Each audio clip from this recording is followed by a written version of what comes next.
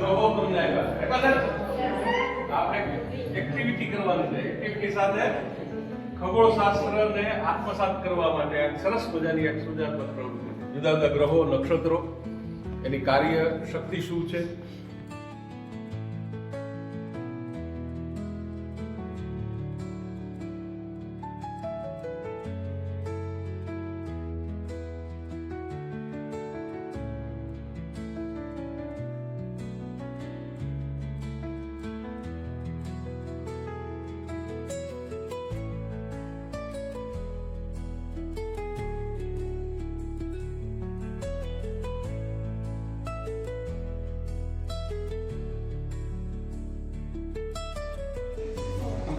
આ કોણ છે?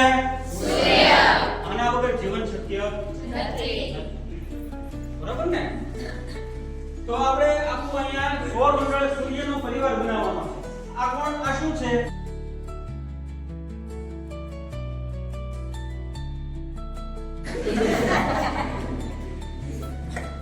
હવે શુક્ર પછીનો ગ્રહ કોણ આવશે?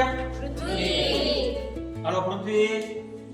પરિભ્રમણ કોને કહેવાય, પરિક્રમણ કોને કહેવાય, આ બધું જ આપણે આ પ્રેક્ટિકલ રીતે સમજવાનું. એટલા માટેનો આ એક નાની પ્રવૃત્તિ આપણે કરાવવાની. તમે સરસ મજાના રંગેરંગના ચિત્રો આપ્યા છે. એ ગ્રહનો જે કલર છે એ કલર છે.